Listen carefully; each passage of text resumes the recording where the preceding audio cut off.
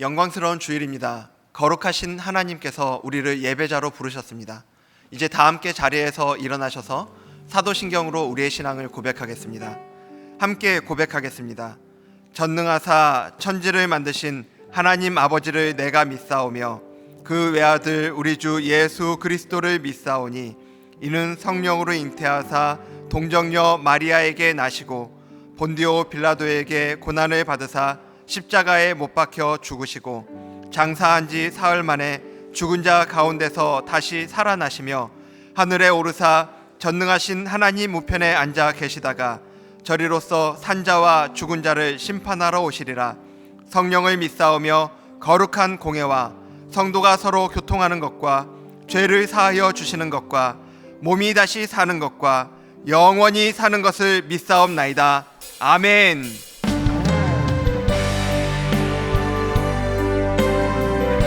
우리의 마음과 정성과 뜻을 다하여 하나님을 찬양하며 나아갑니다. 찬양하며 주님을 예배할 때 하늘 가득한 주의 영광 보리라. 나를 통하여 나의 입술을 일하여 주의 이름 높이를 받으소서.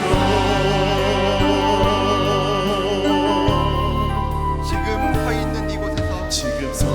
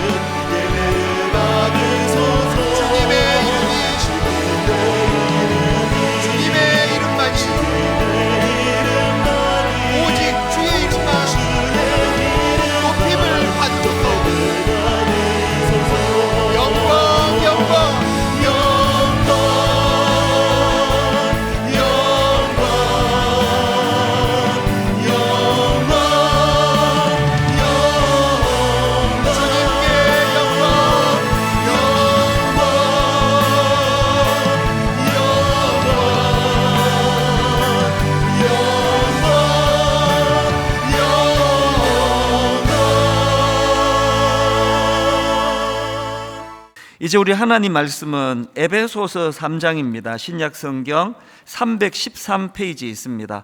에베소서 3장 14절부터 21절까지 오늘도 다 자리에서 일어나셔서 하나님의 말씀을 봉독하도록 하겠습니다.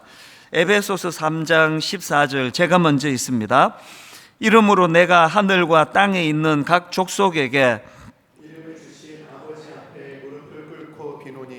그의 영광의 풍성함을 따라 그의 성령으로 말미암아 너희 속사람을 능력으로 강건하게 하시오며 믿음으로 말미암아 그리스도께서 너희 마음에 계시게 하시옵고 너희가 사랑 가운데서 뿌리가 박히고 터가 굳어져서 능히 모든 성도와 함께 지식에 넘치는 그리스도의 사랑을 알고 그 너비와 길이와 높이와 깊이가 어떠함을 깨달아 하나님의 모든 충만하신 것으로 너희에게 충만하게 하시기를 구하노라. 우리 가운데서 역사하시는 능력대로 우리가 구하거나 생각하는 모든 것에 더 넘치도록 능히 하실 이에게 교회 안에서와 그리스도 예수 안에서 영광이 대대로 영원 무궁하기를 원하노라. 아멘. 자리에 앉아주시기를 바랍니다. 징비록이라고 그 조선 선조 때 영의정을 지낸 유성룡 선생이 쓴 책을 아시리라 생각됩니다. 이 책은 일본의 침략으로 시작된 임진왜란에 대해서 쓴 책인데요. 이 징비록 할 때 이 징비 이걸 제가 사전을 찾아보니까 전에 있었던 잘못과 비리를 경계하여 삼간다, 그러니까 이런 뜻이라는 겁니다. 그러니까 이 징비록이라는 이 책은 제목 그대로입니다. 임진왜란의 그 뼈아픈 아픔을 경험 삼아서 왜 이런 비극이 일어났고 어떻게 하면은 다시는 이런 비극을 우리가 겪지 않을 수 있을까, 그런 참 그 피를 토하는 마음으로 쓴 책이 이게 징비록이구나. 그 책에 보면은 임진왜란 그 전쟁의 참상을 뭐 정말 적나라하게 이제 노출을 하고 있는데요. 그 내용 일부를 한번 들어보십시오. 계사년 10월 임금이 타던 수레가 환도하니 불타고 남은 것들만이 성 안에 가득하고 거기에 더해 전염병과 기근으로 죽은 자들이 길에 겹쳐 있으며 동대문 밖에 쌓인 시체는 성의 높이에 맞먹을 정도였다. 그 냄새가 너무 더러워 가까이 갈 수조차 없었다. 사람들은 서로 잡아먹어 죽은 시신이 보이면 순식간에 가르고 베어 피와 살이 낭자했다. 제가 이런 내용의 글을 읽으면서 아마도 그 유성룡 선생 입장에서 다시는 떠올리고 싶지 않은 끔찍한 그 기억들을 하나하나 다시 그것을 되살려서 기록으로 남기고 있는 그 어른의 심정이 어떠했을까? 서울대 김태유 교수가 쓴 책에 보니까 다산 정약용 선생도 유배지에서 이런 비슷한 마음을 피력한 글이 있더라고요. 정약용 선생이 유배지로 끌려가서 보니까 그 백성들의 말로 다 할 수 없는 끔찍한 그 생활상을 보면서 그래서 이제 거기서 쓴 경세유표라는 책 서문에 이런 내용이 있다고 합니다. 트럭만큼도 병통이 들지 않은 곳이 없는 바 지금이라도 고치지 않으면 반드시 나라가 망할 것이다. 그 유배지에서 만나는 백성들의 그 절망적인 모습을 보면서 지금이라도 고치지 않으면 반드시 나라가 망할 것이다, 그 어른의 고뇌가 느껴지지 않습니까? 저는 지난 여름 내내 이 한마디, 지금이라도 고치지 않으면 반드시 나라가 망할 것이다, 이 한마디를 되뇌고 또 되뇌었습니다. 우리 사회도 걱정이 되지만 저는 목사로서 이 말씀을, 이 내용을 읽으면서 정말 오늘 위기를 만난 한국교회라 그러는데 대부분의 전문가들이 지금 위기 상황이라 그러는데 코로나19가 끝나고 이제 대면 예배가 개시가 회복이 되면은 이제 한국교회에 막 거품이 다 빠질 것이다, 이런 비관적인 전망이 지금 막 계속 들려지는데 그 마음에 목사로서 당연히 두려움이 생기는 거 아닙니까? 지금이라도 고치지 않으면 반드시 한국교회가 위기를 만날 것이다. 이것도 고쳐야 되고 저것도 손을 봐야 되지만, 저는 무엇보다도 지금 젊은이들이 교회에 실망을 하고 젊은이들이 저 같은 목회자들에게 실망을 해서 교회를 떠나가고 있다, 이게 지금 수많은 통계가 지금 말해주는 거거든요. 여러분, 시간이 지나서 이제 저도 죽고 여러분 모두도 다 하나님 앞에 부름을 받아갔을 때에 이거 어떡할 거냐는 겁니다. 사사기 2장 10절, 그 세대의 사람도 다 그 조상들에게로 돌아갔고 그 후에 일어난 다른 세대는, 이게 읽을 때마다 마음이 아픕니다. 다음 세대가 어떻게 다 다른 세대가 돼버렸냐고요. 그 후에 일어난 다른 세대는 여호와를 알지 못하며 여호와께서 이스라엘을 위하여 행하신 일도 알지 못하였더라. 지금 오늘 이 말씀이 주는 경고가 너무 두려운 겁니다. 역사가 말해주지 않습니까? 유럽 교회가 지금, 또 미국 교회가 지금 어떤 전철을 밟고 있는지, 우리가 그 뒤를 지금 바싹 따라가고 있는 거 아닙니까? 그래서 지금 뭔가라도 해야 된다는 겁니다. 지금이라도 고치지 않으면 반드시 교회가 위기를 맞이할 거니까 뭔가라도 우리는 해야 된다.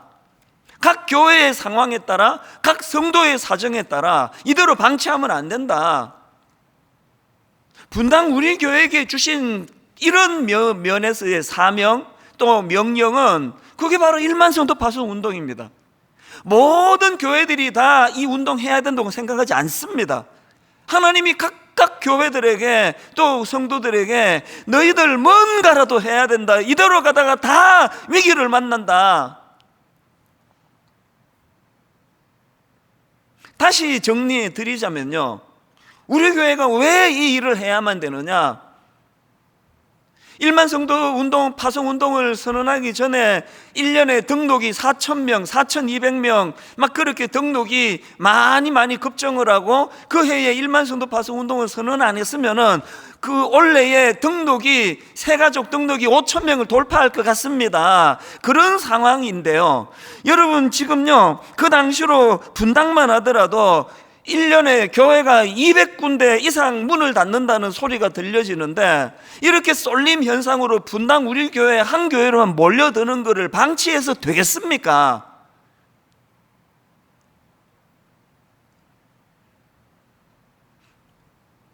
그냥 내버려 뒀으면, 담을 공간만 있으면 지금쯤 5만 명이 모이겠습니까? 6만 명이 모이겠습니까? 그래서 교회가 그래서 그 드림센터 같은 건물 또 매입하고, 좀 있다가 닫혔다, 옆에 또 매입하고, 그래야 옳은 거냐고요. 지금 교회가 위기를 만나고 젊은이들이 교회를 떠난다고 한다면, 그래서 그 참 피를 토하듯 쓴 징비록이라는 그 책을 쓴 유승용 선생이나, 또 유배지에서 그 경세유표를 쓴 정약용 선생의 지금이라도 고치지 않으면 반드시 나라가 망할 것이다, 이런 절박함이 교회를 향한 믿는 우리에게도 생기는 게 정상 아닙니까? 여러분, 이게 너무 힘들다, 나한테는 이게 별로 안 좋은 일이다, 이렇게만 생각하는 사안이 아니라는 겁니다. 여러분들이 너무 많이 힘들어 하시니까 저도 그것 때문에 병이 들 정도로 마음이 아팠지만요,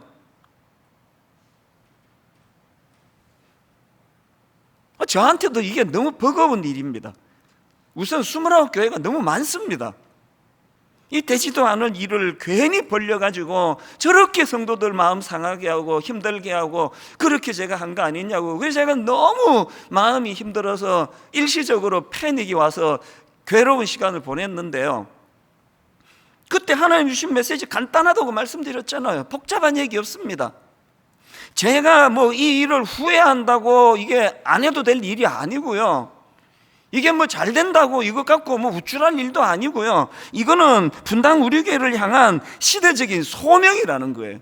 그러면서 이번 여름에 하나님이 저에게 주신 몇 가지 대안이 있는데요, 제가 이번에 이런 부분에 좀 회개를 했습니다. 그게 뭐냐 하니까, 하나님께서 이게 네가 후회한다고 이게 안 해도 되는 일이 아니고 잘 된다고 자랑할 일도 아니고, 이거는 너희 교회에 맡겨주신 시대적인 소명이기 때문에 수용해야 된다라고 그렇게 명하시면서, 제가 깨달은 말씀이 뭐냐 하면은요, 네가 잘못한 게 뭐냐, 제가 잘못한 게 있습니다.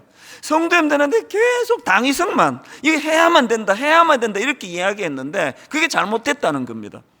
이번에 받은 대안이 뭐냐, 이제 분당 우리 교회가 1만 수도 파송 운동을 해야 되는데, 기왕 해야 된다면 이걸 막 쥐어 짜듯이 하는 게 아니고 이거를 꿈으로 하라는 거예요. 가슴 벅찬 비전으로 이것들을 행하라는 겁니다. 그러면서 여름 내내 너무너무 많은 대안들을 제가 발견하게 됐는데요, 저는 사실 2학기가 시작되는 9월 첫 주, 오늘을 막 너무너무 기다렸습니다. 오늘 이 선포를 할 수 있게 되어가지고 얼마나 감사한지 모르겠습니다. 여러분, 이제 1만 수도 파송 운동은요, 너무너무 가슴 벅찬 꿈으로, 비전으로 그렇게 우리가 선포하며 나아가게 될 줄로 믿습니다. 그래서 저는요, 이제 이게 창고에 물건 29개 나누는 겁니까? 교회가 얼마나 잘 나누어지느냐 못 나누어지느냐 중요한 게 아니라, 이제 너무나 하나님이 기뻐하시는 성경적으로 너무나 좋은 29교회를 세우는 꿈, 이제 이 꿈을 우리가 가져야 된다는 겁니다.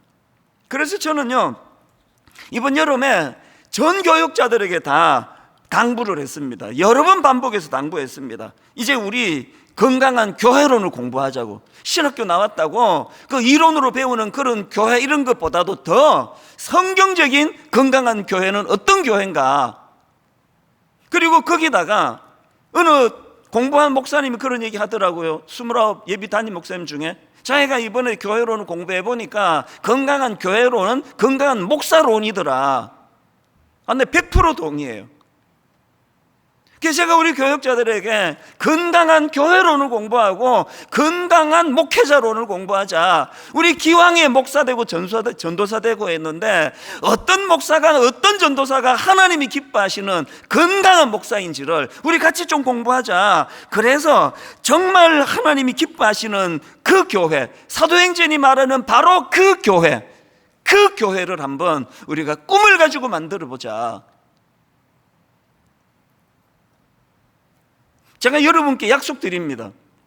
이제 지금 우리 교육자들 지금 스터디 같이 하고 공부하고 있거든요. 이제 정식으로 분립해서 나가기 전에 모든 성도님들이 다 볼 수 있도록 우리는 이제 건강한 교회와 관련한 매뉴얼 북을 만들어서 다 오픈할 거예요. 딴소리 못하도록. 여름 내내, 지난주, 그 전주 건강한 교회에 대한 발제를 하고 그것 갖고 토의를 하고 그런 일들을 지금 하고 있단 말입니다. 여러분 부탁드립니다. 이거 목사들만 할 일 아닙니다. 여러분 다 꿈이 계시잖아요. 우리 생애에 한번 만났으면 하는 그런 교회, 만나 죽기 전에 우리 아들 딸에게 안심하고 물려줄 수 있는 바로 그 교회, 그 교회의 꿈을 여러분들도 꾸시기를 바랍니다. 꿈으로 가는 거예요. 절대로 이거 희생 아닙니다. 그래서 2학기 때 저는요, 여러분들도 공부하셔야 됩니다. 제가 쓴 책 중에 에클레시아라는 이 교회론과 관련된 책이거든요. 저는 제 책 얘기를 꺼내면 막 오글거려가지고 다 아시잖아요. 책 얘기 못 꺼내는데요, 용기를 좀 냈습니다. 이번 2학기에 이 책을 가지고 같이 공부하기를 원합니다. 그리고 이 책 말고도요, 이제 이번 2학기 동안에 건강한 교회론을 배워가는 데 필요한 책들을 제가 몇 권 내가 소개해 드릴 준비를 하고 있습니다. 공부하셔야 돼요. 그래서 여러분, 한국 교회의 문제가 뭡니까? 성도들은 아무것도 몰라요. 목사가 끄는 대로만 따라가요. 그래서 병들기가 쉬운 거예요. 불꽃 같은 눈으로 여러분들이 교회를 지키고 교회의 건강을 위하여 거기다가 꿈을 품고, 하나님이 여름에 저의 아픔을 통해서 이 대안을 마련해 주신 겁니다. 그래서 오늘 우리가 이런 이 본문 말씀을 가지고 이런 각도로 한번 살펴보기 원하는데요, 오늘 본문은요, 사도 바울의 하나님을 향한 기도와 영광송, 이 찬양이 담겨져 있는 내용입니다. 이 말씀을 가지고 저는 우리도 기도해야 되고, 그리고 무엇보다 본문에서 저는 3가지 대안을 발견을 하는데 이걸 좀 나누고 싶습니다. 첫 번째 대안이 뭐냐? 능력으로 강하게 해달라는 기도를 해야 됩니다. 능력으로 강하게 됨을 구하기. 에베소 3장 16절 본문입니다. 그의 영광의 풍성함을 따라 그의 성령으로 말미암아 너희 속사람을 능력으로 강건하게 하시오며. 여러분, 사도 바울이 제일 먼저 구하는 게 능력 아니면 능력을 좀 주시기 원합니다. 근데 이 능력이 어떤 능력이냐?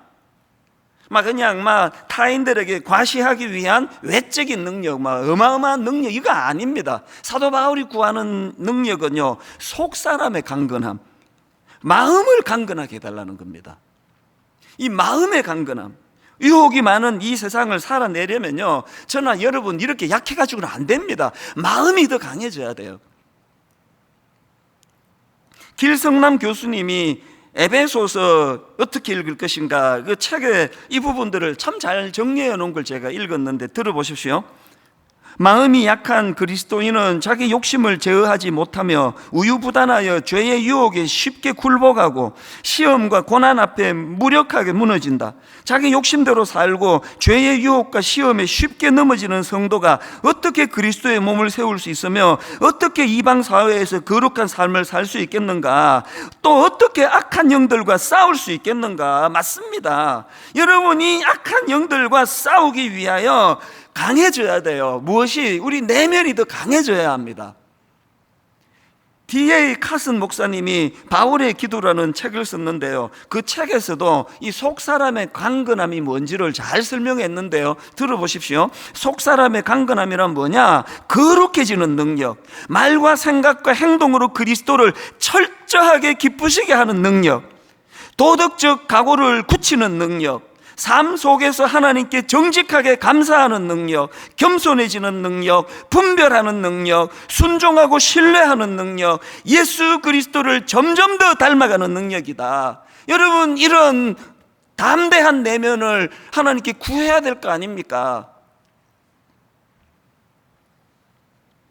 에베소서 4장 14절, 이는 우리가 이제부터 어린아이가 되지 아니하여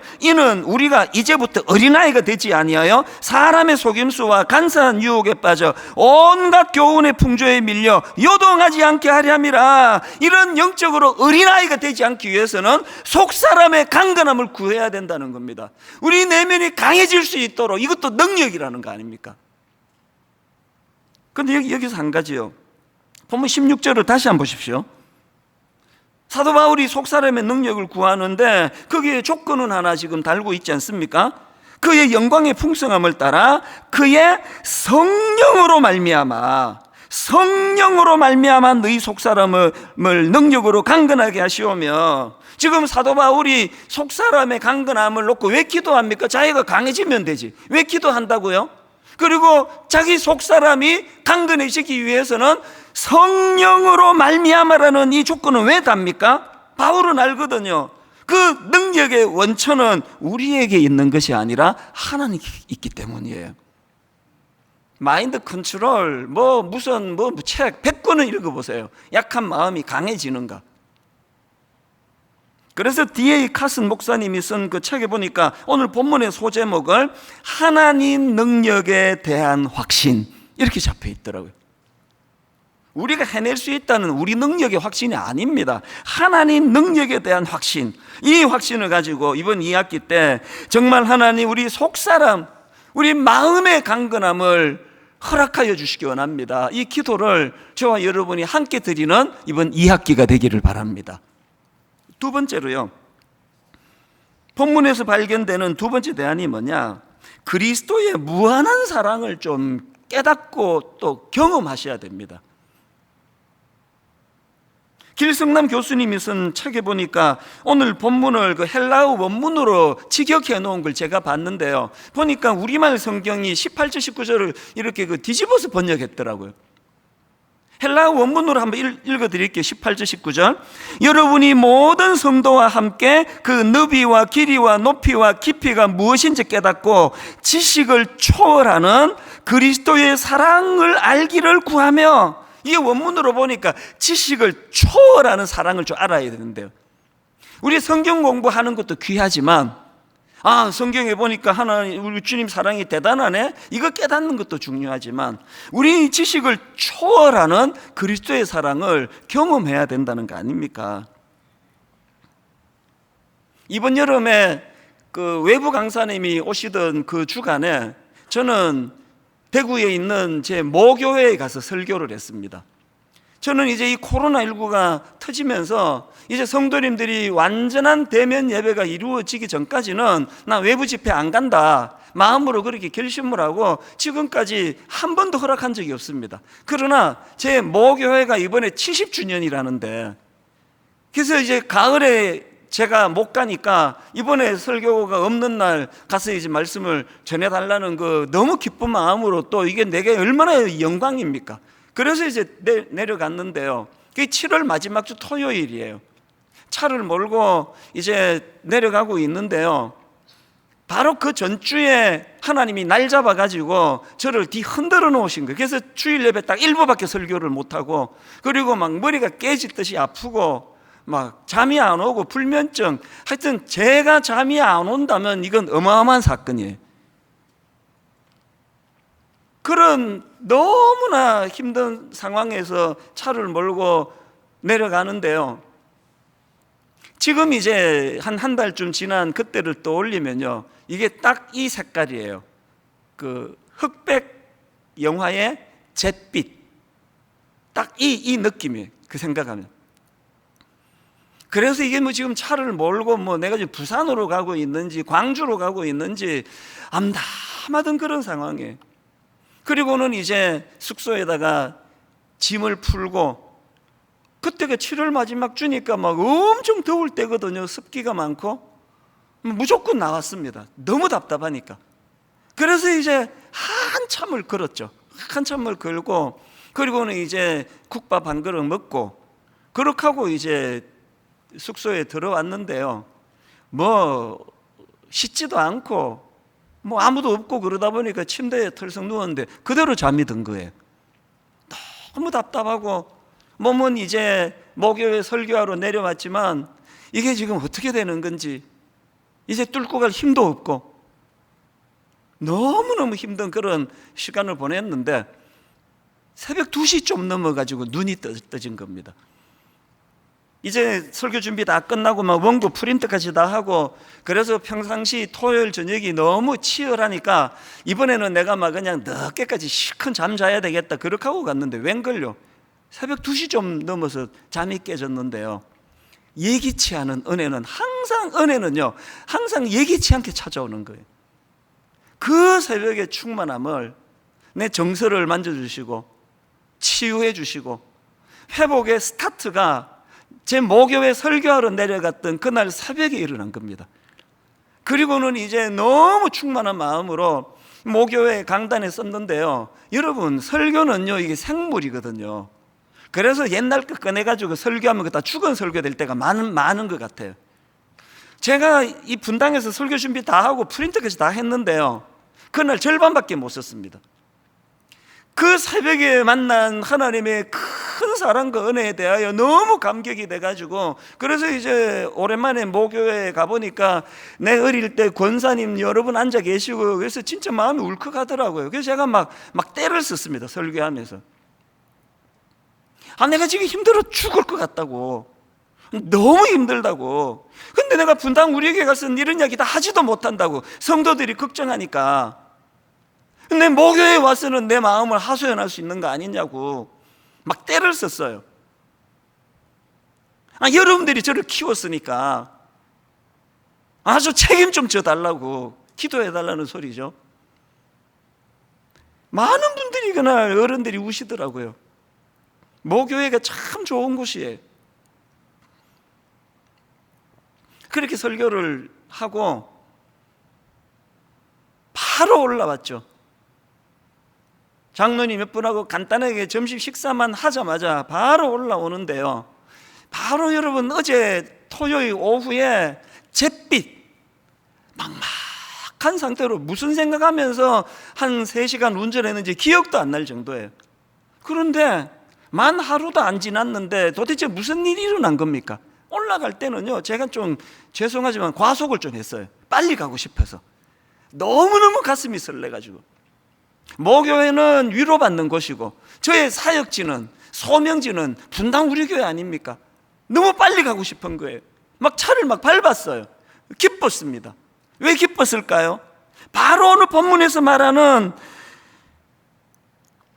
지식을 초월하는 그리스도의 사랑을 어제 경험했기 때문에요. 단번에 회복이 되고 단번에 치료가 일어나며 그 너비와 길이와 높이와 깊이가 무엇인지 깨닫고 이걸 경험한 어제 시간을 보냈기 때문에, 그래서 저는요 지난주 내내 너무 제가 그 묵었던 호텔을 가보고 싶은 겁니다.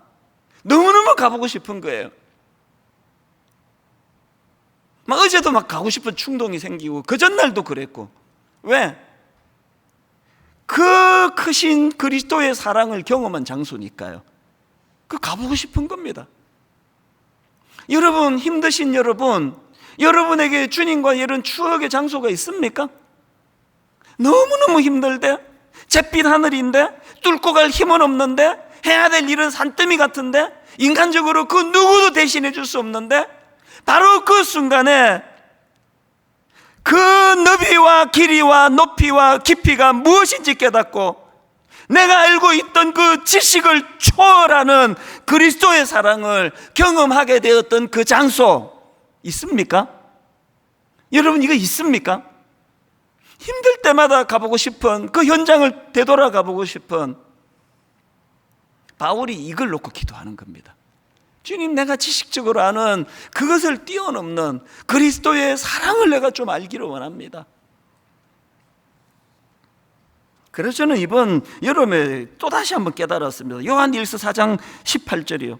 사랑 안에 두려움이 없고 온전한 사랑이 두려움을 내쫓나니, 사랑 안에는 두려움이 없고 온전한 사랑이 두려움을 내쫓나니.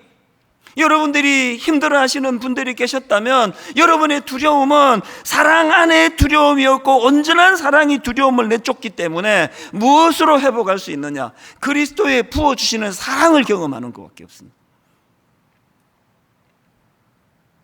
그 이후로 제가 받은 십자가 사랑이 고린도후서 5장 14절, 그리스도의 사랑이 우리를 강권하시는도다.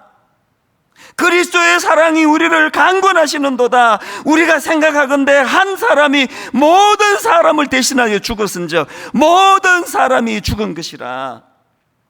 너무너무 광대하고 크시기 때문에 안 믿어지는 거 아닙니까?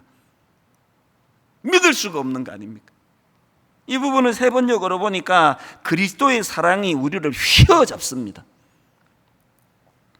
현대인의 성경으로 보니까 그것은 그리스도의 사랑이 우리를 지배하고 있기 때문입니다. 여러분, 7월 마지막 주간에 손가락 하나 까딱할 힘이 없을 정도로 그런 패닉이 오고 설교를 한 번 한 것도 전 기적이라 생각하거든요. 그렇게 무너졌던 제가 이번 여름에 오히려 더 지금 이렇게 담대하게 말씀을 전할 수 있는 원동력은 지식을 뛰어넘는 그리스도의 사랑, 그 사랑이 저를 휘어잡기 때문이에요.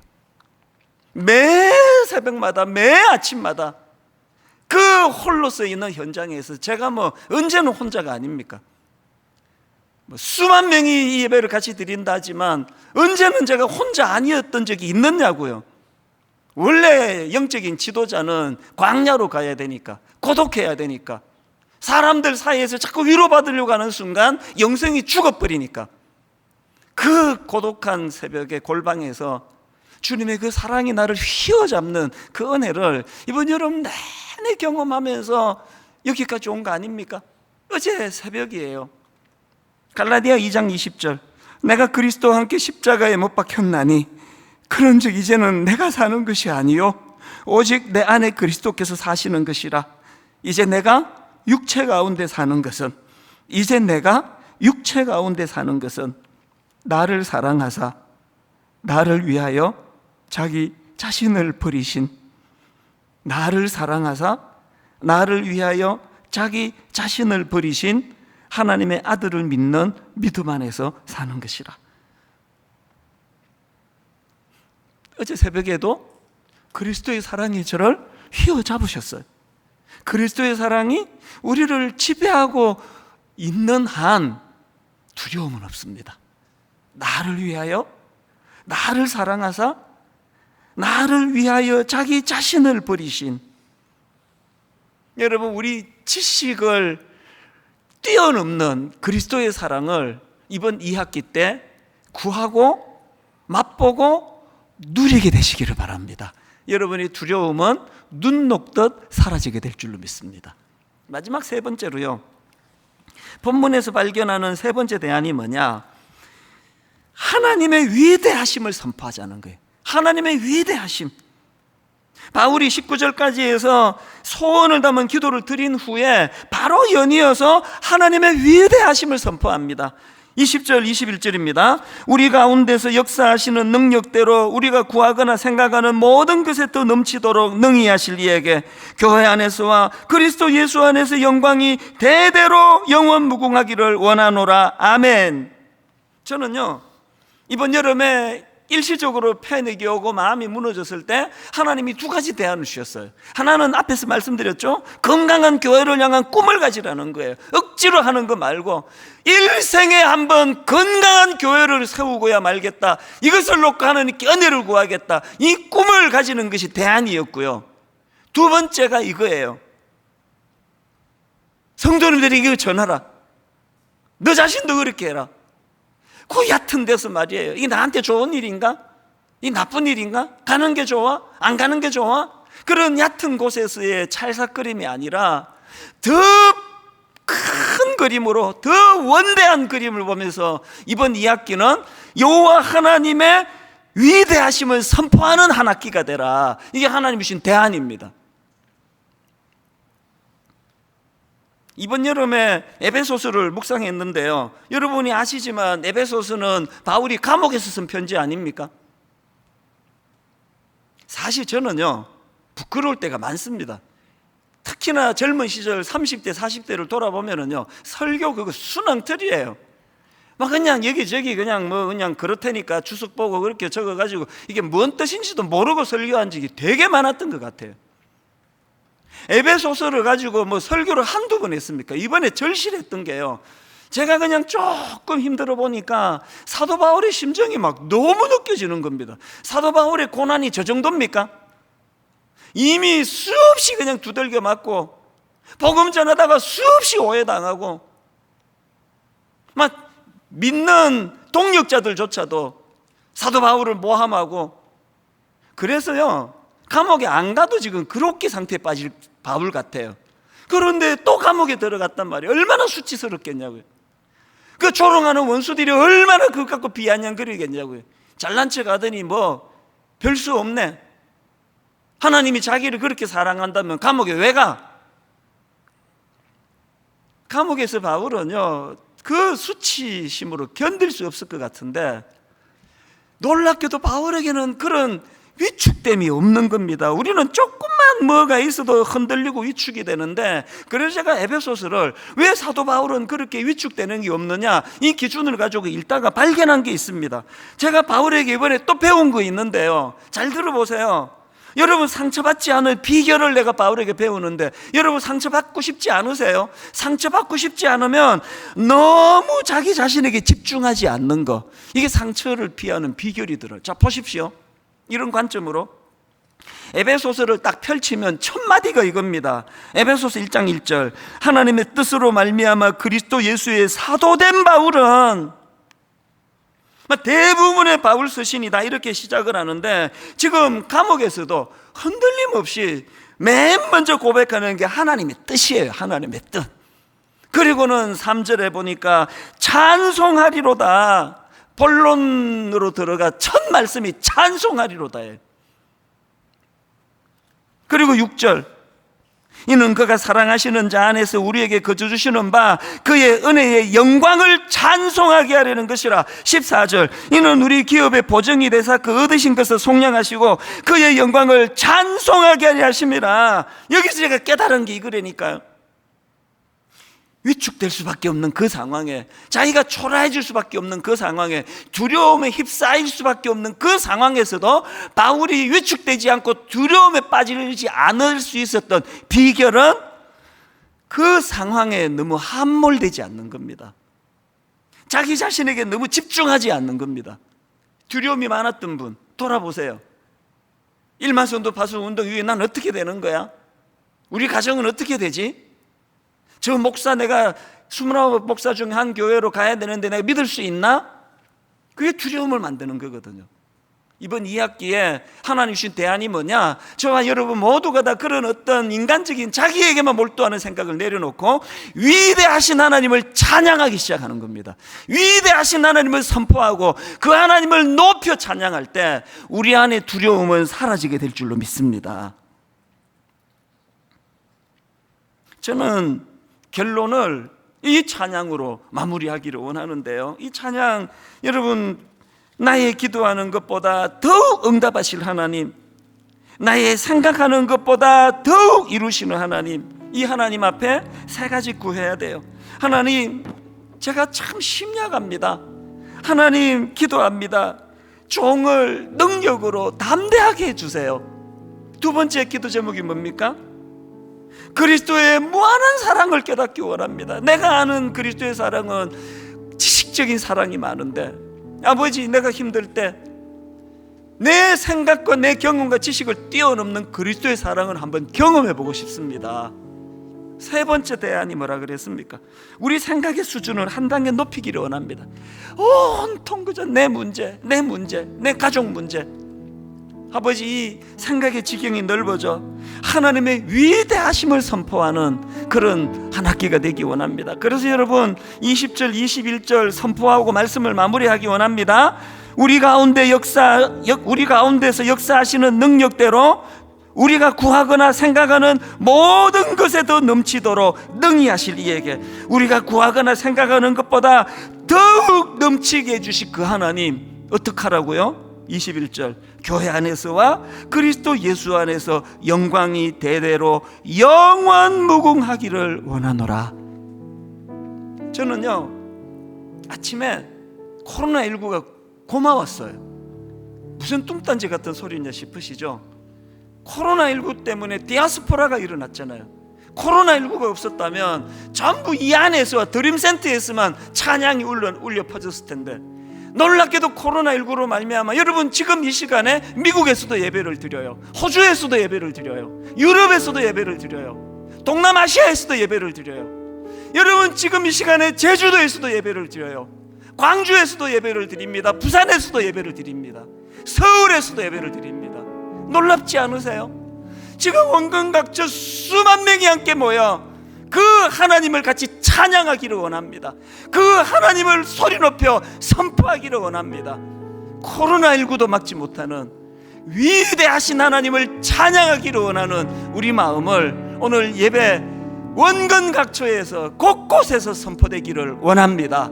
우리 주 예수 그리스도의 은혜와 하나님 아버지의 다함없는 사랑과 성령님의 감동, 감화, 위로, 교통, 충만하심의 역사가 오늘 주신 말씀 마음에 담고 힘 얻어 달려가기로 다짐하며 예배하는 모든 주의 자녀들 머리 위에 지금부터 영원토록 함께 하시기를 간절히 축원하옵나이다. 아멘.